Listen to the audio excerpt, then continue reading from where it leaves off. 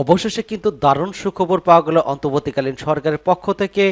নম pay scale এবং মহার্ঘ ভাতা দাবির কিন্তু সমাধানের আশ্বাস দিয়েছেন প্রধান উপদেষ্টার পক্ষ থেকে। সেই সম্পর্কে আজকে ভিডিওতে থাকবে এবং আরও যেটা বলা হচ্ছে, মহার্ঘ ভাতা কার্যকরের পর বাতিল হয়ে যাবে ৫% বিশেষ প্রণোদনা এবং শিক্ষকদের যে দীর্ঘদিনের দাবি, শিক্ষকদের সর্বজনীন বদলি এবং শতভাগ উৎস ভাতার বিষয়ে একমত হয়েছেন শিক্ষা উপদেষ্টা। এই সম্পর্কে আজকে ভিডিওতে থাকবে। তো চলুন মূল আলোচনায়। আপনারা ইতিমধ্যে দেখতে পেয়েছেন যে ৫০% মহার্ঘ ভাতা দাবিতে কিন্তু সরকারি কর্মচারীরা মহাসমাবেশ করেছেন কেন্দ্রীয় শহীদ মিনারের সামনে। এখানে যেটা বলা হয়েছিল যে ৫০% মহার্ঘ ভাতা এবং নম পে স্কেল বাস্তবায়নের ৭ দফার দাবিতে কিন্তু মহাসমাবেশ করেছিলেন ১১তম থেকে ২০তম সরকারি কর্মচারীরা। সমাবেশ থেকে ১৫ ফেব্রুয়ারি কিন্তু মধ্যে সব দাবি দেওয়া মেনে নেওয়ার আহ্বান জানানো হয়। অন্যথায় সারা দেশের সব অফিসে কর্মরত সহ কঠোর কর্মসূচির হুঁশিয়ারি দিয়েছেন তারা। এবং শুক্রবার সকাল ১০টা থেকে কিন্তু এই রাজধানী কেন্দ্রীয় শহীদ মিনারের এই সমাবেশ হয়, বিকেল পর্যন্ত এটা চলে। তবে সমাবেশ থেকে ১৫ সদস্য একটি দল কিন্তু প্রধান উপদেষ্টার সাথে দেখা করেছেন। এখানে ৫০% মহার্ঘ ভাতা এবং নম পে স্কেল বাস্তবায়ন সহ ৭ দফা দাবিতে কিন্তু আন্দোলনরত সরকারি চাকরিজীবী ঐক্য পরিষদের নেতাদের দাবি দ্রুত সময়ের মধ্যে সমাধানের আশ্বাস দেওয়া হয়েছে। ১৫ সদস্য একটি প্রতিনিধি দল প্রধান উপদেষ্টার কাছে স্মারকলিপি দিতে চান। তখন প্রধান উপদেষ্টা ব্যস্ত থাকায় তার হয়ে সহকারী একান্ত সচিব সাব্বির আহমেদ তাদের এই আশ্বাস দেন। ঐক্য পরিষদের নেতাদের সাব্বির আহমেদ বলেন, আপনাদের অনেক দুঃখ কষ্ট আছে, সেগুলো আমি দেখছি। সেগুলোর মধ্যে অগ্রগতির দাবিগুলো দ্রুত সময়ে সমাধানের জন্য সংশ্লিষ্ট কর্তৃপক্ষের কাছে পাঠিয়ে দেওয়া হবে।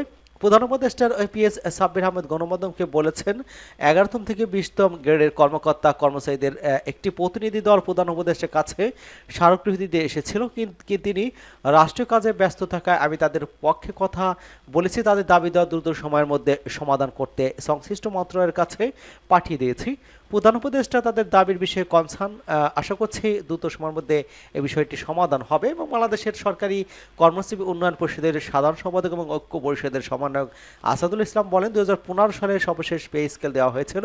প্রতি ৪ বছর পর পর পে স্কেল দেওয়ার কথা, সেটি আর হয়নি এবং সেটি আলোর মুখ দেখেনি। আমরা দেখেছি গত ২০১৫ সালের পর আর কোনো পে কমিশন গঠন হয়নি এবং তারপর কিন্তু ৫% ইনক্রিমেন্ট চালু রয়েছে।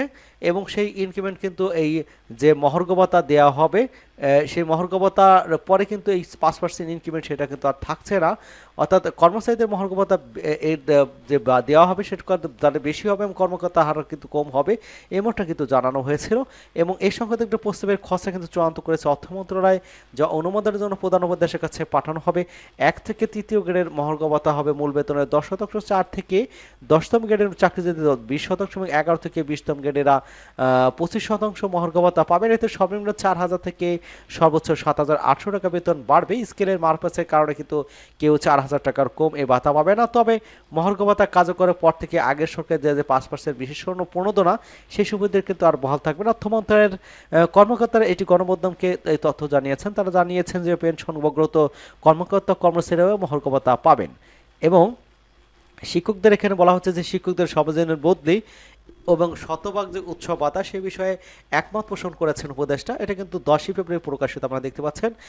বেসরকারি শিক্ষক কর্মচারীদের আসন্ন ঈদে শতভাগ উৎসব ভাতা, সরকারি নিয়মে বাড়ি ভাড়া, মেডিকেল ভাতা, সর্বজনীন বদলির দাবির বিষয়ে একমত পোষণ করেছেন শিক্ষা উপদেষ্টা অধ্যাপক ওয়াহিদুদ্দিন মাহমুদ। তিনি গতকাল রবিবার এই সভা অনুষ্ঠিত হয়। অন্তর্বর্তী সরকারের শিক্ষা উপদেষ্টা ওয়াহিদুদ্দিন মাহমুদ এবং ধর্মোপদেষ্টা অধ্যাপক আফমা খালিদ হোসেনের সাথে নেতৃবৃন্দ কিন্তু মতবিনিময় সভা অনুষ্ঠিত হয়েছে।